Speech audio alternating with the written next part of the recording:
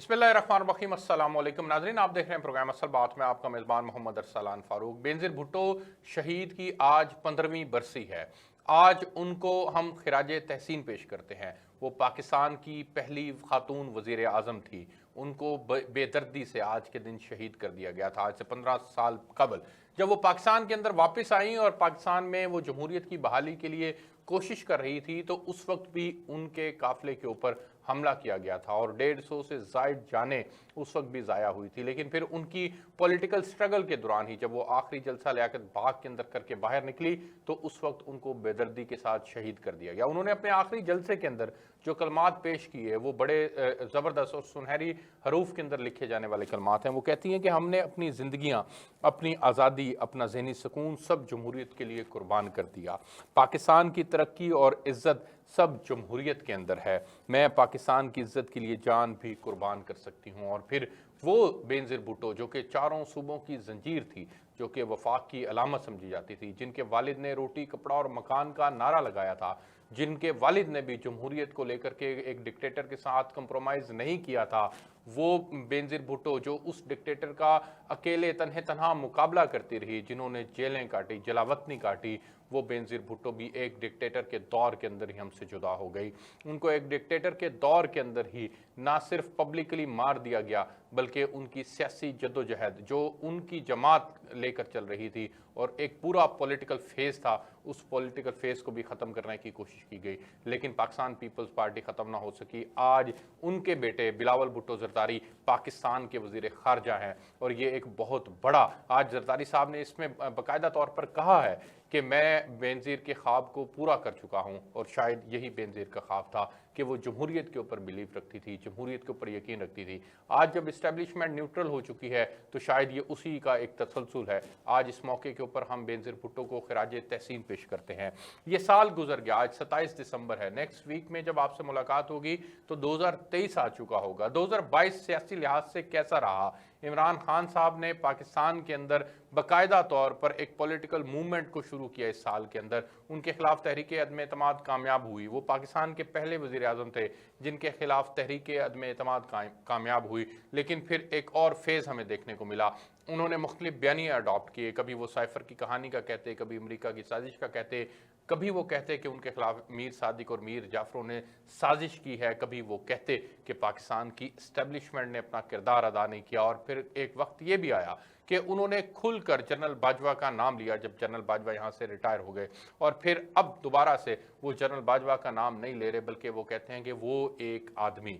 तो पाकिस्तान के अंदर उनकी जो पॉलिटिक्स के जो मुख्तलिफ फेज़ हैं, इस साल के अंदर उनकी सियासत के जो उतार चढ़ाव हैं, उसके ऊपर भी आज के प्रोग्राम के अंदर हम बात करेंगे। और आज हम ये भी बात करेंगे कि हमारे अदारे अगर न्यूट्रल हो गए हैं, अगर इस्टेब्लिशमेंट ने सीख लिया है, तो फिर ये पॉलिटिकल पार्टीज कब मैच्योर होंगी, ये अपने फैसले कब और कैसे करेंगे, कैसे ये एक डायलॉग के एक मेज़ के ऊपर बैठकर डायलॉग करेंगे। मैं बहुत मशहूर हूँ इन मौज़ूआत के ऊपर बात करने के लिए। मेरे साथ वीडियो लिंक पर मौजूद हैं मलिक मोहम्मद आज़म साहब। मलिक साहब पाकिस्तान तहरीक इंसाफ के सीनियर रहनुमा हैं। मलिक साहब, बहुत शुक्रिया आपका कि आपने खुसूसी तौर पर मुझे ज्वाइन किया। मुझे वीडियो लिंक पर ही ज्वाइन किया है कर्नल रिटायर्ड मुबशर जावेद साहब ने। आप साबिक मेयर लाहौर हैं, मुस्लिम लीग नून के सीनियर रहनुमा हैं, इस वक्त लंदन के अंदर मौजूद हैं। वहाँ से मुझे खुसूसी तौर पर उन्होंने वक्त दिया है। नवाज शरीफ साहब से मुलाकातें कर रहे हैं, पूछेंगे उनसे भी कि कब नवाज शरीफ साहब को पाकिस्तान वापस आता हुआ वो हम देखेंगे और कब नवाज शरीफ जो है वो जो एक इलाज करवाने की गर्ज से यहाँ से गए थे, उनका इलाज कब मुकम्मल होगा और वो पाकिस्तान को ऐसा कब बनाएंगे कि उनके इलाज फिर पाकिस्तान के अंदर ही हो। मुझे वीडियो लिंक पर ही ज्वाइन किया है नईम मसूद साहब ने। आप सीनियर तज्जियाकार हैं। नईम साहब का भी बहुत शुक्रिया किया, उन्होंने मुझे खुसूसी तौर पर ज्वाइन किया। मैं बाकी मेहमानों की इजाज़त से प्रोग्राम का आगाज़ जो है वो मलिक मोहम्मद आज़म साहब से करना चाहूँगा। और मलिक साहब, आपसे जानना चाहूँगा कि बेनज़ीर भुट्टो जो कि बदतरीन आम्बियत के खिलाफ मर्दाना वार खड़ी हुई, जिन्होंने अपनी सारी ज़िंदगी स्ट्रगल की जमहूरियत के लिए, जिन्होंने मुख्तलिफ डिक्टेटर्स का मुकाबला भी किया, जिन्होंने पाकिस्तान के अंदर जो है वो एक ऐसे नज़रिए और सोच की बुनियाद रखी जो इससे पहले एक्सेप्टेबल नहीं था। वो एक खातून वज़ीर आज़म के तौर पर उभर कर सामने आई। उनकी सियासी स्ट्रगल को, उनकी पॉलिटिकल जद्दोजहद को आप किस नज़र से देखते हैं सर? बेनज़ीर भुट्टो शहीद मोहतरमा बेशक पाकिस्तान की नहीं बल्कि आलम इस्लाम की एक अजीम रहनुमा थी और उनके हिस्से में ये एजाज़ आया कि उन्होंने पहली मुसलमान खातून वज़ीर आज़म की हैसियत से पाकिस्तान में इस ओहदे का मनसब संभाला और एक जमहूरी तरीके से वोट की ताकत से उन्होंने इस एजाज़ को अपने नाम किया। और जहाँ तक मोहतरमा की बात है तो हमें अफसोस से कहना पड़ता है कि पाकिस्तान के क़याम से अब तक हमने बहुत सारे लीडरों को खो दिया। ताकतों ने जब भी हमारे लीडरान जो है वो कौमी मफाद पर डट गए तो उनकी ज़िंदगी को ख़तरात लाक हो गए। शहीद लियाकत अली खान साहब की मिसाल आपके सामने है। उसके बाद ख्वाजा रफ़ीक शहीद की मिसाल है। उसके बाद मोहतरमा बेनज़ीर भुट्टो साहबा की मिसाल है। इसके अलावा और भी लीडरान जो है वो इस कौम पर कुर्बान हो गए, लेकिन बिलाशुबा बेनज़ीर मोहतरमा का किरदार और नाम इसमें सफ़े अव्वल है। कर्नल साहब ये बताइएगा कि पाकिस्तान के अंदर बेनजीर भुट्टो साहिबा की सियासी जद्दोजहद को आप कैसे देखते हैं, जमहूरियत के लिए उनकी खिदमात को आप कैसे देखते हैं? वो वफाक की अलामत समझी जाती थी, चारों सूबों की जंजीर समझी जाती थी, गो के आपकी पॉलिटिकल ओपोनेंट थी, लेकिन आप उनकी सियासी जद्दोजहद को किस नज़र से देखते हैं सर? देखें जी, मुझे एक दफ़ा ऑक्सफोर्ड यूनिवर्सिटी जाने का इत्तेफाक हुआ, तो वहाँ पर भी जाके जब मैंने उनकी तस्वीर एक विजनरी स्टूडेंट लीडर के तौर पे देखी तो मुझे ये बाइस इत्मीनान था और मेरे लिए बाइस फख्र था। उसके बाद उनकी जो तरबियत थी वो एक पॉलिटिकल घराने में हुई। भुट्टो साहब को अल्लाह ताला जन्नत में जगह अता फरमाए। उन्होंने अपनी बेटी काम कर उनको हर जगह इंटरनेशनल इवेंट्स में रखा, उनको नेशनल इवेंट्स में इन्वॉल्व रखा, वो सियासत के अबजद समझाए और इस तरीके से उनकी उस खातून उन्होंने आगे चलकर ये साबित किया जब वो मुल्क की वजीर आजम मुंतखब हुई कि इस्लामी दुनिया में वो पहली डेमोक्रेटिकली इलेक्टेड वजीर आजम थी और उन्होंने अपनी जहानत और फरासत और सियासी बसीरत का जो मुजाहरा है वो खाली मुल्की सतह पर नहीं किया, इंटरनेशनली भी किया। उन्होंने इस्टेब्लिशमेंट से भी टक्कर ली, वो मुजाहमत लेना जानती थी, वो दिलेर थी।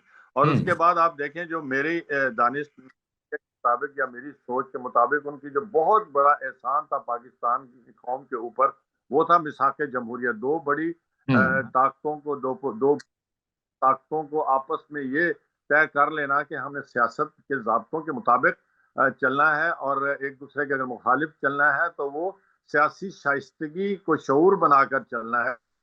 बिल्कुल ठीक है, बिल्कुल ठीक है। और जो वज़राए आज़म का और जो बाद में होता रहा कत्लो गारत या उनको मुल्क से निकाल देना, तो अल्लाह ताला उनको जन्नत में जगह। आमीन आमीन, उनकी मग़फ़िरत फरमाए। बहुत शुक्रिया कर्नल साहब, आपने बहुत ज़बरदस्त उनको ख़राज तहसीन पेश किया। मैं नईम मसूद साहब के पास जाना चाहूँगा। नईम मसूद साहब, सर बेनज़ीर साहिबा दुनिया से चली गई हैं, उनके मुतालिक आता है कि वो एक मुमताज़, बेबाक, मामला फ़हम, दूरअंदेश और बैनुल-अक़वामी सियासत का अदराक रखने वाली खातून थी। सर, आप उनकी सियासी जद्दोजहद को कैसे देखते हैं सर?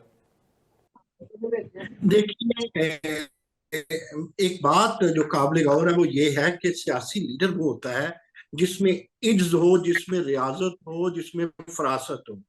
ये तीनों चीजें आपको बेनजीर में मिलेंगी। उनकी यरफ निगाही, फिर उनकी मामला फहमी, फिर वो मुकालमे के लिए तैयार रहती थी। जो लीडर या जो शख्स मुकालमे के लिए, डायलॉग के लिए तैयार नहीं रहता, वो सोशियोलॉजिकली या पॉलिटिकली किसी भी नेशन की उस तरह खिदमत नहीं कर सकता।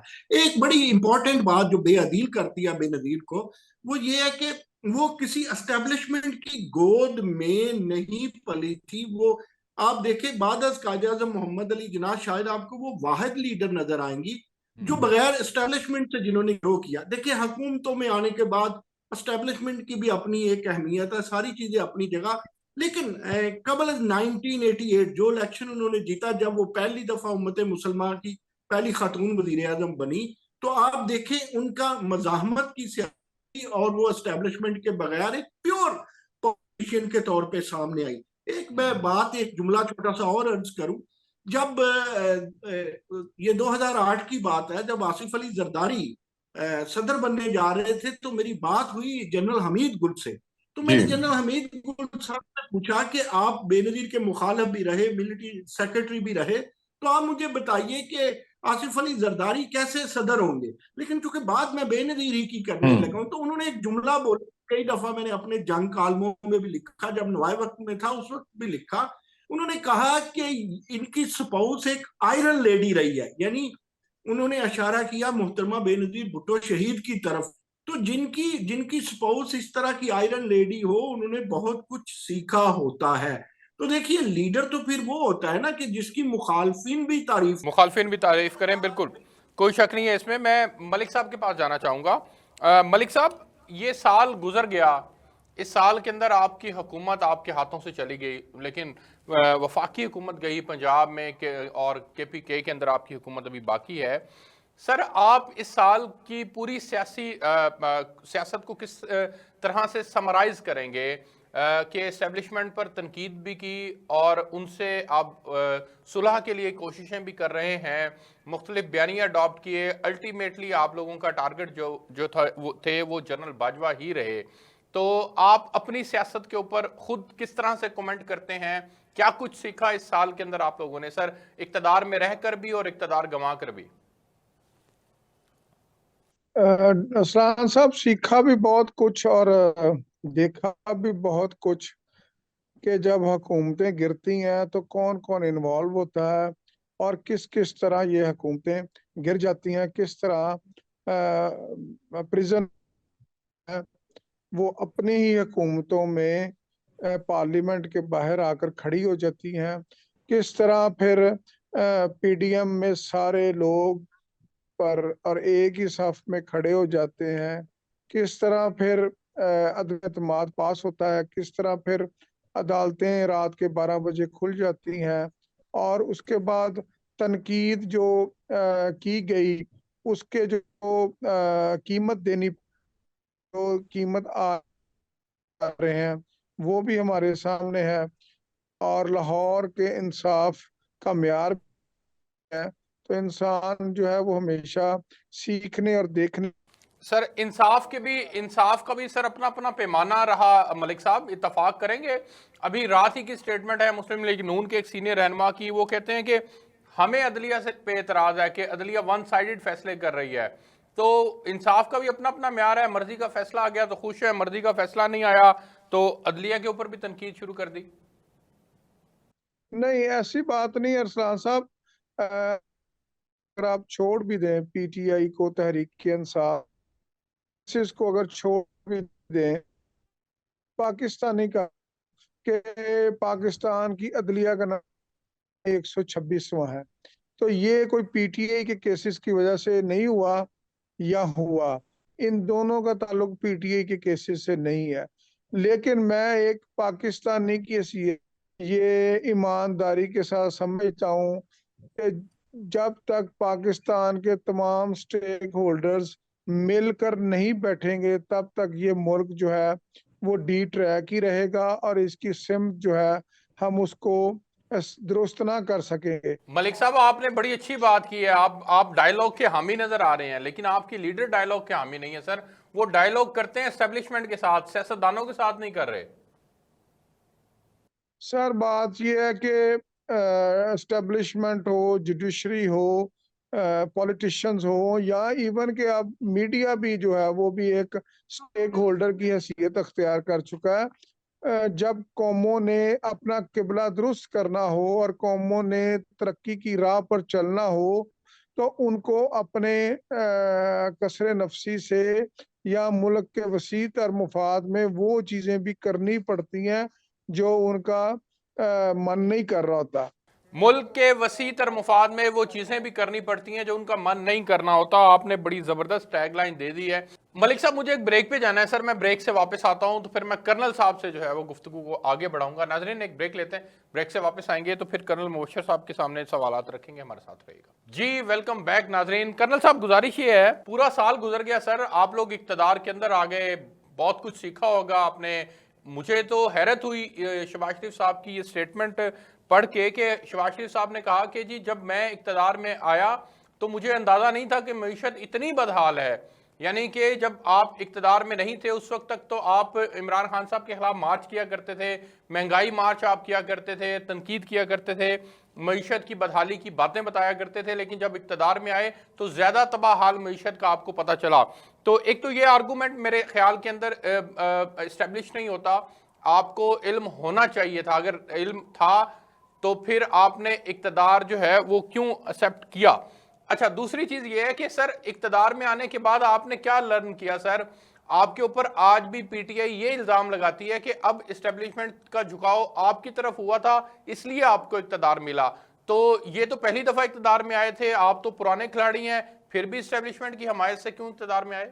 देखें अरसलान, बात यह है कि मईशत जो है वो सबके सामने थी। इमरान खान साहब की हुकूमत आई तो जब हम छोड़कर आए थे 5.9 पे जीडीपी था। दुनिया के साथ मुख्तलिफ मुआहदे हो रहे थे और हो चुके हुए थे। सी पैक जो है पूरे अरूज पर चल रहा था और वो हम कहते थे और सारी दुनिया कहती थी कि ये गेम चेंजर प्रोजेक्ट होंगे पाकिस्तान में। इमरान खान साहब ने धरना दिया, प्रेसिडेंट शी जो है वो पाकिस्तान आना चाहते थे। हमने भी कोशिशें की, हमसे मुराद हमारी पार्टी ने, पॉलिटिकल लीडरशिप ने भी कोशिश की कि सो मच सो जो अखबारों की इतलात बाद में आई उसमें जो चाइना का एम्बेसडर था वो खुद भी इन्वॉल्व हुआ, मगर इमरान साहब ने इस चीज़ को यकीनी बनाया कि जो चाइना का प्रेसिडेंट है वो ना आए। और हमारे इतला के मुताबिक ये था कि जो मेन लाइन 1 थी पिशावर से कराची तक, वो प्रोजेक्ट भी उन्होंने इनॉग्रेट करना था। उसके साथ साथ आपने देखा सारे जो प्रोजेक्ट्स थे चाइना के वो पूरी तरह खत्म हो गए और उनको बिठा दिया गया।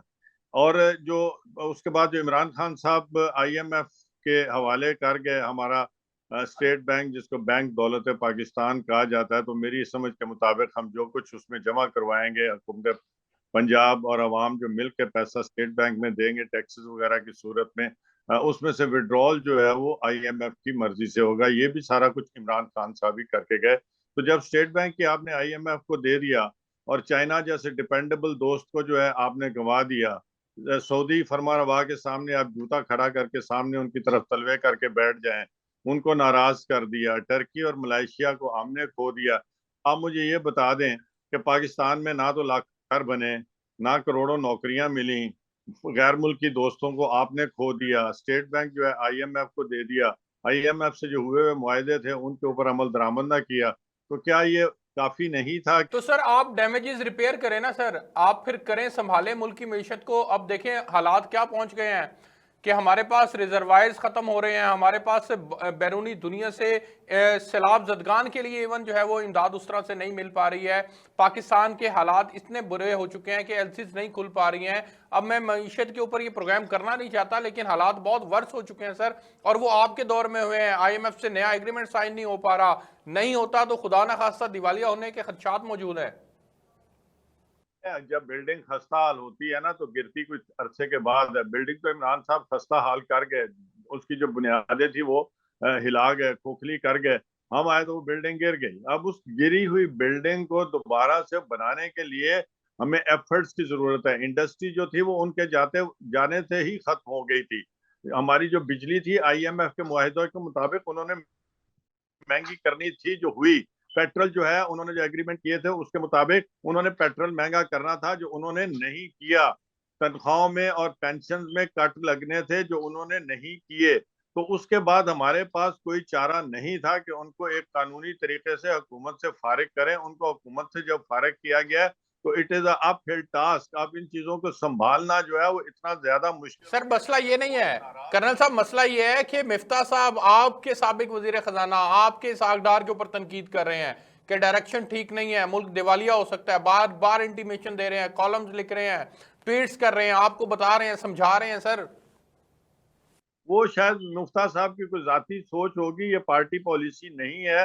वो चूंकि वजीर खजाना थे, शायद उनको इस बात का रंज है और वो जो है अभी जो मौजूदा वजीर खजाना है उनके खिलाफ स्टेटमेंट्स दे रहे हैं। बट इसका नेशनल लेवल के ऊपर इतना ज्यादा इम्पैक्ट नहीं है, ये जाती ख्यालात होते हैं। दुआ करें कि हमारे सरमायादार हैं बाहर के, वो हमारे यहाँ इन्वेस्टमेंट लाएं, जो इमरान खान साहब की मेहरबानी से पाकिस्तान। एक सवाल का जवाब दें, फिर मुझे आगे नईम मसूद साहब के पास जाना है। मुझे ये बताएं कि एस्टेब्लिशमेंट की मर्जी से इक्तदार में आए हैं आप, ये पीटीआई का इल्जाम है। साल गुजर गया है, क्या सीखा आपने? फिर एस्टेब्लिशमेंट की झोलियों के अंदर बैठकर इक्तदार में आने की रवायत कब खत्म होगी? हमने अगर इस्टेब्लिशमेंट का सहारा लेना होता तो हमारे कायदे मोहतरम जनाब मियां मोहम्मद नवाज शरीफ साहब को उनके बेटे से तनख्वाह ना लेने की इतनी बड़ी सजा ना मिलती। और अभी जो परवेज इलाही साहब को फिर 3-4 हफ्ते दे दिए गए हैं कि लो जी बंदे खरीद लो और बेच लो, वो ये सारा साफ पैमाना है कि जुडिशरी किस तरफ है आज भी। और इस्टेब्लिशमेंट को तो शायद जब एहसास हो गया कि अब मुल्क जो है वो खत्म होने जा रहा है, खुदा ना खास्ता इतना ज्यादा इसकी फाइनेंशियल क्राइसिस आ जाएंगे कि मुल्क तरक्की की तरफ गामजन नहीं होगा, तो ऑब्वियसली उन्होंने हमादगी जाहिर की होगी। मगर ये तरीकाकार जो है वो बाकायदा डेमोक्रेटिक अपनाया गया और ये जाके हाउस में वोट कॉन्फिडेंस के जरिए इमरान खान साहब। ठीक हो गया सर, मैं आता हूं आपके इस नुक्ते के ऊपर भी, परवेज इलाही साहब वाले नुक्ते पे भी आगे जाके डिस्कस करते हैं। मैं नईम साहब के पास जाना चाहूंगा। नईम साहब, इमरान खान साहब की हुकूमत इस साल में थी भी और फिर चली भी गई, अदम एतमाद कामयाब हुई। इमरान खान साहब ने मुख्तलिफ बयानी अडॉप्ट किए, पहले साइफर की कहानी, अमरीकी साजिश, फिर मीर जाफर, मीर सादक, फिर मईशत की बहाली, फिर गुलामी से निजात दिलाना, और न जाने कौन कौन से बयानिए हैं, वो तो आधे से ज़्यादा भूल भी चुके हैं सर। अब आकर के वो जनरल बाजवा के ऊपर तनकीद कर रहे हैं और फिर उसके बाद परवेज इलाही साहब ने उनको झंझोड़ा, तो अब वो कहते हैं कि वो एक आदमी। तो खान साहब की इस साल की पूरी सियासत को कैसे देखते हैं? एक तरफ इस्टेब्लिशमेंट पर खुली तनकीद और दूसरी तरफ अब आकर आप इस्टेब्लिशमेंट से ताल्लुकात भी बनाना चाहते हैं। What's your take sir?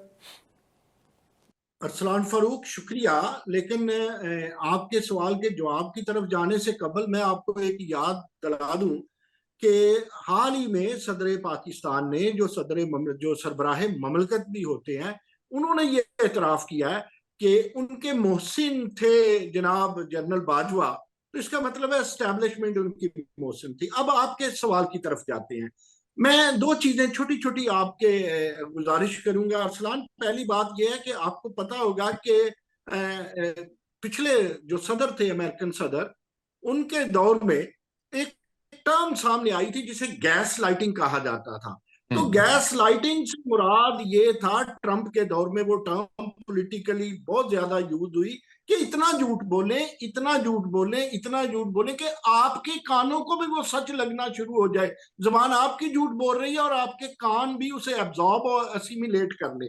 दूसरी बात, 2016 में एक ऑक्सफोर्ड यूनिवर्सिटी में टर्म आई जिसे कहा गया पोस्ट ट्रूथ। पोस्ट ट्रूथ का मतलब यह है कि लाहौर से सच और झूठ दोनों निकले, लेकिन सच मुल्तान पहुंच जाए, झूठ मुल्तान पहुंच जाए, सॉरी, झूठ मुल्तान पहुंचे और आपका सच अभी पत्तों की भी पार ना करे, और बाद में एहसास हो कि that was a post truth. तो ये गैस लाइटिंग और पोस्ट ट्रूथ का जो सियासत थी इमरान खान की, इसने मुल्क को नुकसान पहुंचाया। मैं ये नहीं कहता कि वो गैर मकबूल है, वो बहुत ही मकबूल बल्कि इंतहाई आला अपोजिशन लीडर, लेकिन सर ये पॉलिटिकल ऑप्टिक्स थे ना नईम साहब, पॉलिटिकल ऑप्टिक्स थे, उनको फायदा पहुंचा। मुल्क के फायदे और नुकसान की कैलकुलेशन बाद में है, पहले उनकी अपनी सियासत की कैलकुलेशन है। उसमें तो वो विनर के तौर पर सामने आए। उन्होंने पंजाब हुकूमत भी अवामी वोटों की बुनियाद के ऊपर वापस ली। उन्होंने खुद खड़े होकर जब 8 नशिस्तों के ऊपर खड़े हुए तो 7 नशिस्तें खुद जीत ली उन्होंने। तो उनकी सियासत को तो फायदा पहुंचा, मकबूलियत बढ़ी उनकी।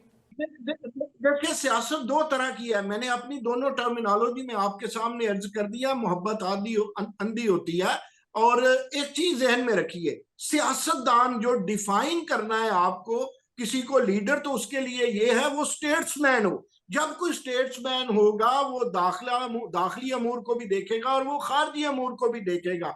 आप जरा प्लीज देख लीजिए, मैं कोई पीडीएम के हक में नहीं हूं, ये दोनों मेरे बड़े प्यारे दोस्त तो किसी पार्टी से ताल्लुक रखते हैं, मेरा तो अलग तो एनालिस्ट से है। बतौर एनालिस्ट मैं अगर देखता हूं तो मैं नहीं कहता कि जब नवाज शरीफ ने हुकूमत छोड़ी थी कोई शहद और दूध की नहरें बह रही थी, लेकिन इमरान खान की हुकूमत मुआशी तौर पे, खारजी तौर पे और सफारती तौर पे आप देखिए एक नाकाम हुकूमत थी। अगर वो आईनी तरीका इस्तेमाल ना होता जो शायद उनके फॉलोअर्स को पसंद नहीं आया और वो दोबारा मकबूल हो गए, जो अदम एतमाद का था। आपने बेनजीर से प्रोग्राम शुरू किया था, आपको याद है बेनजीर, मोहतरमा बेनजीर भुट्टो के खिलाफ भी अदम एतमाद हुई थी और उन्होंने बैठ के 1-2 वोट से वो बची थी।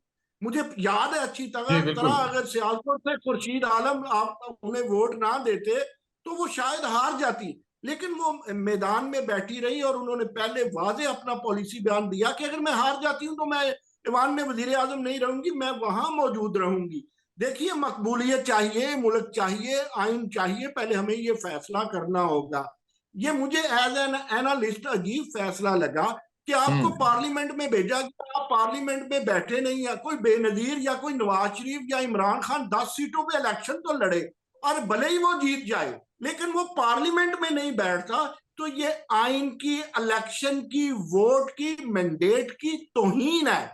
देखें, पार्लियामेंट में पार्लियामेंट के अंदर जाना जरूरी है, पार्लियामेंट में बैठना जरूरी है। मैं मलिक साहब के पास जाना चाहूंगा। मलिक साहब, बहुत अच्छा होता कि अगर पूरे साल ये तकरीबन 8 महीने आप लोगों की जमात, आप लोग खुद अपनी परफॉर्मेंस के ऊपर बात करते। हमें 3.5 साल की परफॉर्मेंस का जिक्र कहीं एक जगह के ऊपर नजर नहीं आता। ये क्या आप लोगों की नाकामी का एतराफ नहीं है कि आप लोग मुख्तलिफ बयानियों में अवाम को उलझाया हुआ है, परफॉर्मेंस के ऊपर बात नहीं करते? सर आप लोग बस अरसलान साहब, मुझे 2-3 मिनट दे दीजिएगा। गुजारिश ये है कि पीडीएम ने तहरीक अदम एतमाद के जरिए एक मुंतखब हुकूमत को एक सो कॉल्ड आईनी तरीके से घर भेजा। इसका मतलब है कि पीडीएम की क्यादत को ये मालूम था, या वो ये सोचते थे, या वो ये समझते थे कि पीटीआई की हुकूमत कुछ ऐसा करने जा रही है जिसको रोकना जरूरी है, और हम वो हुकूमत में आकर हम वो उस मुसीबत से पाकिस्तान को बचा लेंगे। जैसा कि आपने फरमाया कि हमारी कारकर्दगी कोई नहीं थी, या आप मैं कारकर्दगी, आपसे पूछ रहा हूं कि आप अपनी कारकर्दगी खुद क्यों नहीं बयान करते? मैं आ रहा हूँ, मुझे सिर्फ 30 सेकंड दे दें।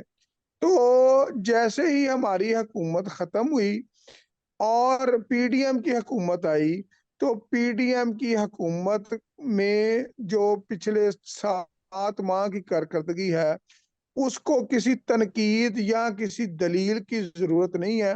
अवाम की चीखें बता रही हैं कि वो कारकर्दगी कैसी थी। एक बात। दूसरी बात, आपने ये जो भाई ने बात की कि हम आइन की खिलाफ वर्जी कर रहे हैं, हम कानून की खिलाफ वर्जी कर रहे हैं, कि इलेक्शन जीत के भी हम असेंबली में नहीं जा रहे। मैं बहस नहीं करता, मान लेते हैं कि ये आइन और कानून की वक्ती तौर पर for the sake of argument के ये खिलाफ वर्जी है, लेकिन ये कैसी खिलाफ वर्जी है जिसको पाकिस्तान के अवाम दिल से कबूल कर रहे हैं। पाकिस्तान की अवाम को पता है कि इमरान खान ने इस इलेक्शन के नतीजे में असेंबली में नहीं जाना, फिर भी वो 9 की 9 सीटें जो है वो इमरान खान की झोली में डालकर क्या साबित कर रहे हैं? वो ये मोहर लगा रहे हैं इस बात पे कि इमरान खान के मौकफ से हम मुत्तफिक हैं, और ये इम्पोर्टेड हुकूमत है, और कौम नया फ्रेश मैंडेट चाहती है, साफ शफाफ इलेक्शन चाहती है, ताकि एक मुंतखब हुकूमत पाकिस्तान में आए और तरक्की का वो रास्ता। मलिक साहब, सवाल पाकिस्तान का है सर, कि आपकी सियासत को तो फायदा पहुंच रहा है, आपकी कैलकुलेशन ठीक है, आप कामयाबी से आगे बढ़ रहे हैं, लेकिन पाकिस्तान को नुकसान हो रहा है। सियासी अदम इस्तेकाम की वजह से पाकिस्तान के अंदर इकोनॉमिक स्टेबिलिटी नहीं आ रही है सर, इसका सवाल है। अरसलान अरसलान फरूक साहब, अगर पीडीएम हुकूमत की किसी भी तरह कोई भी कारकर्दगी अच्छी होती, या किसी सेक्टर में होती, चाहे वो आईएमएफ से नेगोशिएशन हो, चाहे वो बिजली का बुरहान हो, चाहे वो टेक्सटाइल की इंडस्ट्री की बंदिश और 50 लाख मजदूरों की बेरोजगारी हो, चाहे पेट्रोल की कीमतें हो, चाहे किसी में भी अगर इनकी कारकर्दगी ठीक होती, तो मैं ये आपकी बात मान लेता कि हम मैशत को आगे नहीं बढ़ने देना चाहते, हम इंस्टेबिलिटी जो है उसको पैदा कर रहे हैं। अगर पाकिस्तान के सर मलिक साहब, उनका आर्गूमेंट ये है कि आप लोगों ने मीशत इतनी तबाह कर दी थी कि उनको खुद को भी अंदाजा नहीं था, और जब अंदाजा हुआ है तो 5 माह इंतजार कर लेते, 7 माह इंतजार कर लेते। वो क्यों उस खड्डे में गिर गए हमारे साथ? उन्होंने क्यों इस खस्ता हाल मईशत को अपनी झोली में डाल बिल्कुल लिया। ठीक है, इसका जवाब तो कर्नल साहब ही देंगे बेहतर तौर पर कि क्यों वो उस खड्डे के अंदर गिर गए, क्यों तबाहाल मईशत को अपने गले डाला और सियासी तौर पर अपना भी नुकसान किया। कर्नल साहब, इसमें पैरेलल एक सवाल ये भी आपके साथ आपसे पूछूंगा कि आप इस वक्त लंदन के अंदर मौजूद हैं और आप लोगों का पॉलिटिकल सर्वाइवल इस वक्त आप लोगों के बकौल ये है कि नवाज शरीफ पाकिस्तान में वापस आए और आकर के पॉलिटिकली नई कैंपेन को लीड करें, तभी आपकी जमात बचती है, वरना लोगों ने आपको माइनस कर देना है। तो आपकी मुलाकात भी हुई है, क्या अहवाल है मुलाकात का और कब तक एक्सपेक्टेड है कि पाकिस्तान के सबसे मकबूल लीडर जो इलाज करवाने गए थे उनका इलाज मुकम्मल हो जाएगा तो वो पाकिस्तान आएंगे? सर देखें अरसलान, पाकिस्तान तो मियाँ साहब जरूर आएंगे और अभी माशाल्लाह वो काफी उनकी सेहत बेहतर है और थोड़े अरसे में मेरा ख्याल है उनको मेडिकली भी फिट करार दे दिया जाएगा और डॉक्टर जो है उन्हें बता देंगे कि जी नाउ यू कैन ट्रेवल। अब पॉइंट ये है कि मियाँ साहब किस लिए आएंगे पाकिस्तान। शहबाज शरीफ साहब जो है वो फुली मुकम्मल तौर पे आज़ादाना तौर पर पार्टी की पॉलिसियों को लेकर और जो पीडीएम की पार्टी है उनको साथ मिलाकर मुल्क को तरक्की की राह की तरफ चलाने की पूरी कोशिश कर रहे हैं।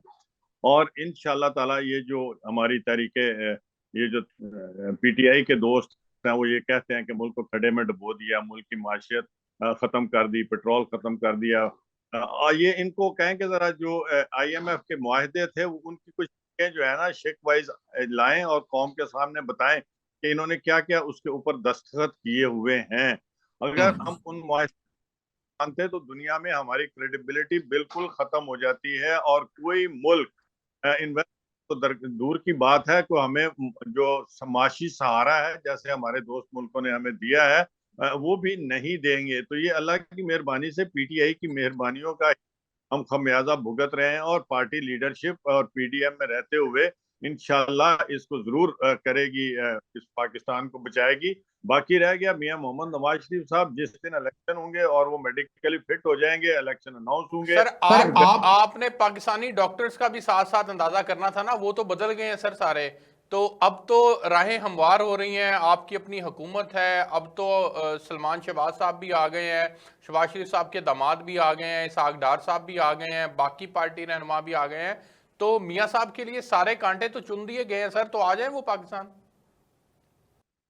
तो मियाँ साहब आएंगे इंशाल्लाह। मियाँ साहब बहुत बेचैन है पाकिस्तान आने के लिए, मगर पाकिस्तान में थोड़ी जो इलेक्शन की रास्ते हैं, जो इलेक्शन अनाउंसमेंट्स हैं, जब टाइम पूरा हो जाएगा, मेरी साथी राय ये है और मैंने उनसे बात भी यही की है कि जब पूरा इलेक्शन का जो शेड्यूल वगैरह आ जाएगा और अल्लाह करे उनकी तंदुरुस्ती का भी सर्टिफिकेशन हो जाए तो वो डेफिनेटली पाकिस्तान आएंगे। और ये एक आपको बहुत बड़ी अरसलान भूल है, ये जलसे इकट्ठे जलसों में लोगों को इकट्ठा करना और अपने कमरे में बैठ के रोज वहां से सोशल मीडिया के जरिए और टेलीविजन चैनल्स के जरिए ये तकरीरें करना और जलसे प्रोग्राम करना और कभी लिबर्टी में स्टेजें लगा लेना, ये सारी चीजें इस बात की दलील नहीं है कि इमरान खान साहब बहुत मकबूल लीडर हैं।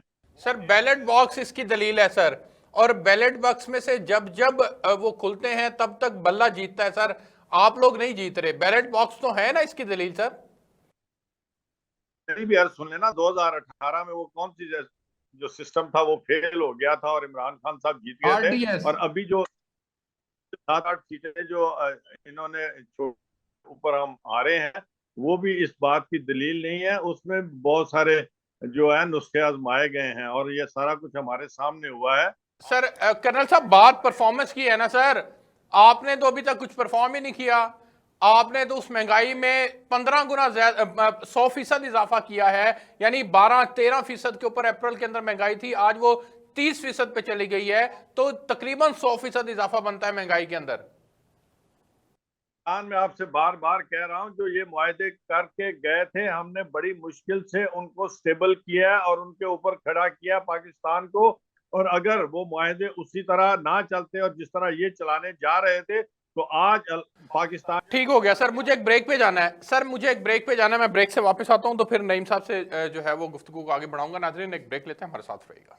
जी वेलकम बैक नाजरीन। नईम मसूद साहब, सर ये बताइएगा कि पाकिस्तान के अंदर इस वक्त दहशतगर्दी की भी नई वेव आ चुकी है। इमरान खान साहब ने उसके ऊपर एक पॉलिटिकल स्टेटमेंट दे दी कि जब तक हमारी हुकूमत थी उस वक्त तक हालात बेहतर थे, अब इनकी मखलूत हुकूमत है और ये इस बात को भी संभाल नहीं पा रहे हैं। तो आप क्या समझते हैं सर कि मखलूत हुकूमत हकीकत में नाकाम हो चुकी है, किसी महाज के ऊपर वो कामयाब नहीं है, दहशतगर्दी का फ्रंट हो वहां पर भी नाकामी, मुआशी फ्रंट हो वहां पर भी नाकामी, पॉलिटिकल फ्रंट हो वहां पर भी नाकामी, कि इमरान खान को अकेले को डील नहीं कर पा रहे ये लोग? देखिए, बात ये है अरसलान फारूक जी, अब आप ग्लोबल विलेज में रहते हैं और मकालमे की दुनिया में रहते हैं, सारी जगह पे आप लाइव आ रहे होते हैं, आपको सारे देख रहे होते हैं। जब मौसम बदलते हैं या टन्योर बदलते हैं तो दहशतगर्दी हो, महंगाई हो, ये सारी चीजें चलती हैं। मैं एक अर्ज कर दूं कि पीटीआई हो, पीपल्स पार्टी हो या पीडीएम हो, ये मेरे मुल्क की जमातें हैं, ये मेरे लोग हैं। हमें मकालमे से बाहर नहीं आना चाहिए। देखिए, दहशतगर्दी का ताल्लुक ना पीडीएम से है ना पीटीआई से है, और दहशतगर्दी का ताल्लुक उन लॉ फोर्सेस डिपार्टमेंट से है, लॉ एनफोर्समेंट डिपार्टमेंट से है, और एक वक्त से है। देखिए, जब एक्शन होता है तो फिर उसका रिएक्शन होता है। इसका हमारी अंदरूनी सियासत से ताल्लुक नहीं है, इसका ताल्लुक मुल्क दुश्मन अनासर से है। सर आपने एस्टेब्लिशमेंट को इंगेज किया हुआ है सियासत के अंदर। सर, पाकिस्तान की पॉलिटिकल पार्टीज ने एस्टेब्लिशमेंट को सियासत में इंगेज किया हुआ है। सियासी इस्तेकाम होगा तो सर हमारी सिक्योरिटी भी बेहतर होगी, अगर सियासी इस्तेकाम नहीं होगा तो जाहिर है सिक्योरिटी के ऊपर भी हमें क्वेश्चन मार्क जो है वो उठेगा। तो सर सवाल यहाँ पर यह है कि पॉलिटिकल स्टेबिलिटी तो जुड़ी हुई है सर, इंटरनल अफेयर्स का बेहतर रहना ये एक्सटर्नल अफेयर्स के लिए भी बड़ा जरूरी होता है। अरसलान फारूक, वो कहते हैं ना, दीवाना बेखुदी में बड़ी बात कह गया। आप ठीक कह रहे हैं, ये वही एस्टेब्लिशमेंट थी ना जिसने जनूबी महाज और तरीन साहब का जहाज और ये वो जोड़ जाड़ के ये हुकूमत दी थी जो पिछली हुकूमत गई है। वही एस्टेब्लिशमेंट अब भी है। एस्टेब्लिशमेंट का मजाज बदल गया है, इसमें कोई शक नहीं है कि जब दहशतगर्दी हो, इंटीरियर मामला हो या फॉरेन अफेयर क्यों आते हुकूमत पर ही है। लेकिन क्या आप जड़ को छोड़ सकती हैं? पास्ट ही पे प्रेजेंट खड़ा होता है। हमारी मुआशी मामलात में पीडीएम ने सेटिस्फाई नहीं किया, हमारे खारजी मामलात में नहीं किया, और दहशतगर्दी का जो मामला है इसे पीडीएम से हम किसी हद तक तो जोड़ सकते हैं एडमिनिस्ट्रेशन पॉइंट ऑफ व्यू से। लेकिन एक बात जो जहन में रखने वाली है, मैं इसी पे ही रहता हूँ, वो ये है अरसलान जी के आप देखें, वर्ल्ड बैंक ने भी आपको कहा ये जो आपका पिछले दिनों में सैलाब आया था, 10 साल बहाली पे लगेंगे। तो पीडीएम को जब आप मुआशी हालात, सियासी हालात, खारजी हालात, दाखिली हालात इस कदर बुरे देंगे तो फिर कुछ ना कुछ तो होगा। अभी आजम भाई ने बड़ी खूबसूरत बात की, हम सारे ही इलेक्शन जीते। आजम भाई को याद होगा कि 28 में से 23 इलेक्शन ये जो पीएमएलएन है वो भी जीती थी जब आपकी हुकूमत थी। तो आपने हुकूमत तो नहीं छोड़ दी थी। देखें, इलेक्शंस को अलग रखें, बैरूनी दुश्मनों को, अंदरूनी दुश्मनों को। आप जब भी आप नईम साहब मैंडेट का भी इशू है ना सर, मैंडेट का भी इशू है। अवामी मैंडेट के दावेदार पीटीआई हैं, 150 से ज्यादा सीटें उनके पास हैं, ये 80-82 सीटों वाले हैं और ये प्राइम मिनिस्टर हैं। गो कि जमहूरियत के अंदर ठीक है कि 12 जमातों ने इत्तेहाद करके इनको बाहर निकाल दिया, उसकी गुंजाइश मौजूद है, लेकिन वो कहते हैं कि ये अवामी मैंडेट के ऊपर खड़ी हुकूमत नहीं है, इसलिए ये मसाइल भी हल नहीं कर पा रही। देखिए, अवामी मैंडेट क्या होता है? इन्होंने अपनी सीटें जीती हैं, इमरान खान एक सीट लूज किया, बाकी इनकी अपनी सीटें थी। और कोई पीएमएलएन की देखिए गैर जानबदाराना राय ये है कि पीडीएम के कोई जो उम्मीदवार थे उनकी जमानतें जब्त तो नहीं हुई। अगर फर्ज करें इन्होंने 100 वोट लिए तो उन्होंने हर हल्के में 80 वोट लिए। आप उन 80 वोटों को, क्या वो भारतीय वोट है? ऐसे नहीं सोचते, ऐसे नहीं करते। देखिए, ये अप्स एंड डाउन आते हैं, और आपको पता है हमारी एस्टेब्लिशमेंट जो फ्लोटिंग वोट 20% है उसको इधर उधर ले जाने की आदी है, और वो ले जाती है। दुआ ये करें कि अमरीयत के दरीचे ना खुले और एस्टेब्लिशमेंट वाकई न्यूट्रल हो जाए। अगर न्यूट्रल नहीं होगी, नवाज शरीफ का, आसिफ अली जरदारी का और इमरान खान का पॉलिटिकली नुकसान है। अभी आप कर्नल साहब से सवाल कर रहे थे ना कि मेडिकली फिट है। देखिए, जब वो पॉलिटिकली फिट नहीं थे फॉर दैट हुकूमत विच वाज, जो पहले इमरान खान की थी और नवाज शरीफ को वापस भेज दिया, बाहर भेज दिया गया, अब वो पॉलिटिकली, मेंटली भी वो फिट थे, मेडिकली भी फिट थे, अब वो पॉलिटिकली फिट होंगे तो वापस आ जाएंगे। हम इसमें, आप दुरुस्त कहते हैं, इस कदर इन्वॉल्व हो गए हैं एस्टेब्लिशमेंट, हुकूमत एंड अपोजिशन टू, कि जिसकी वजह से लॉ एंड ऑर्डर का मामला है, मुआशी मामला, ट्रायंगुलर मामला है ना अरसलान। सर गुजारिश ये है सिर्फ एक, सर नईम साहब दहशतगर्दी के फ्रंट के ऊपर ही बात कर लें तो जब तक पॉलिटिकल लीडरशिप कोई पॉलिसी मुरतब नहीं करती, पार्लियामान अपना किरदार अदा नहीं करता, उस वक्त तक सिक्योरिटी एजेंसीज भी अपना रोल प्ले नहीं कर पाती। सर इनको बिल आखिर उन मसाइल की तरफ तवज्जो देनी होती है। फाटा मर्ज हुआ केपीके के अंदर, आपने कहा कि उनको हर साल 100 अरब रुपया दिया जाएगा, लेकिन वो नहीं दिए जा सके। तो पॉलिटिकल लीडरशिप ने भी अपना किरदार अदा करना होता है ताकि अनरेस्ट से बचा जा सके, तो वो किरदार भी तो अदा नहीं हो पा रहा ना। बहुत खूबसूरत सवाल आपका अरसलान फारूक। पॉलिटिकल लीडरशिप का लफ्ज आपने बोला। पॉलिटिकल लीडरशिप का मतलब है आसिफ अली जरदारी, जनाब इमरान खान, जनाब मौलाना फजल रहमान, जनाब वजीर आजम।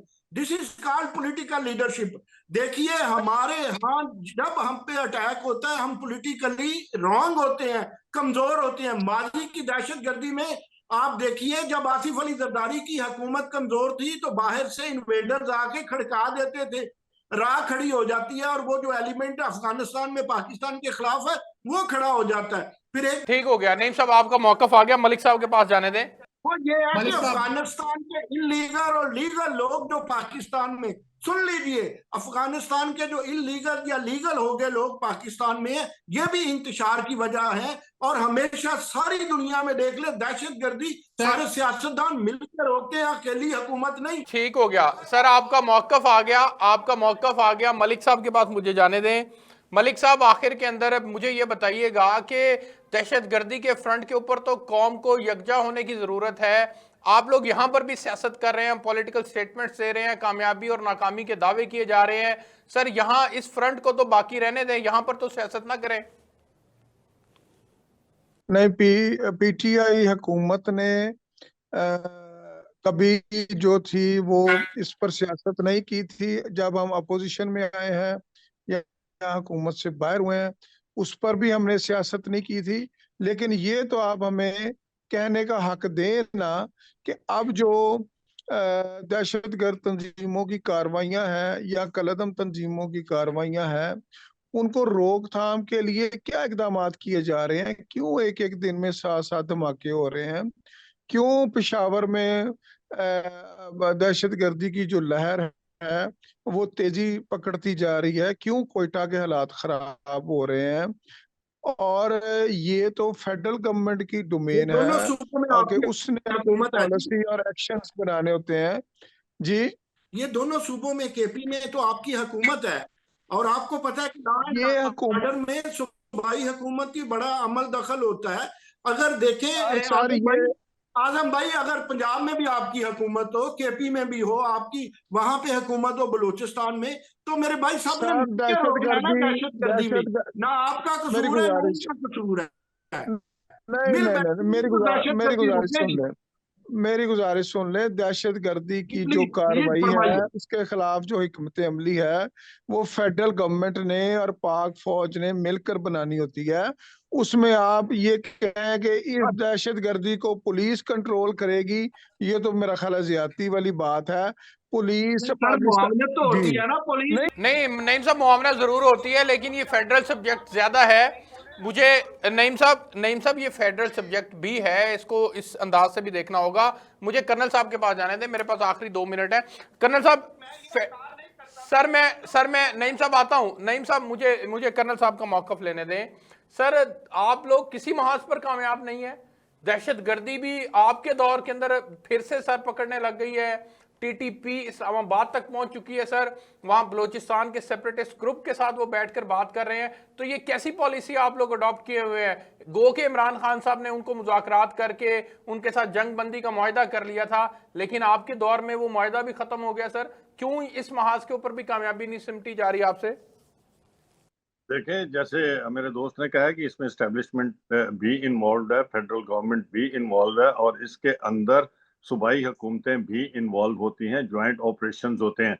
अब सबसे पहली बात यह है कि इमरान खान साहब को क्यों पॉलिटिकल स्टेबिलिटी जो है वो रखने की आदत नहीं पड़ रही? क्यों वो रोज कभी कोई बयान देते हैं, कभी अवाम को उभारते हैं, कभी गैर मुल्की कुव्वतों के खिलाफ बयान देते हैं। इसमें कोई शक नहीं कि इंडिया को पाकिस्तान हजम नहीं हो रहा जिस दिन से बना है। बलूचिस्तान में राह के जो सबूत हैं वो सरकारी महकमों ने दिए हैं, ऑफिशियली वो अनाउंस हुए हैं। अफगानिस्तान में जो टीटीपी कर रही है वो बाकायदा अनाउंस हुए हैं। तो ये सरपरस्ती, अगर हमारी पॉलिटिकल जो स्टेबिलिटी है वो ठीक हो जाएगी, तो जो बाहर की कुव्वतें इनकी सरपरस्ती कर रही हैं उनको भी होश आएगा कि Pakistan is a stable country.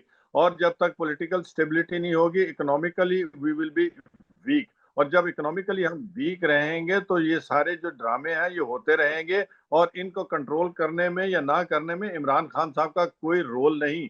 इनकी ये जो स्टेटमेंट्स हैं ये इसको हवा तो दे रही हैं, उनको शय तो मिल रही है, बिकॉज इंडिया और अफगानिस्तान के जो एंटी पाकिस्तान एलिमेंट्स हैं वो इनके साथ हैं। तो ये मेरी दुआ है कि अल्लाह ताला इमरान खान साहब को अकल आखुन दे दे और वो पॉलिटिकल स्टेबिलिटी की तरफ आए, हुकूमत के साथ डायलॉग करें और मुल्क को आगे लेकर चलें, तो सारा कुछ ठीक हो जाएगा। आप तीनों मेहमानों का बहुत शुक्रिया। नाजरीन, आपने प्रोग्राम देखा। इजाजत दीजिए, आपसे नेक्स्ट मुलाकात होगी, तब तक के लिए अल्लाह हाफिज।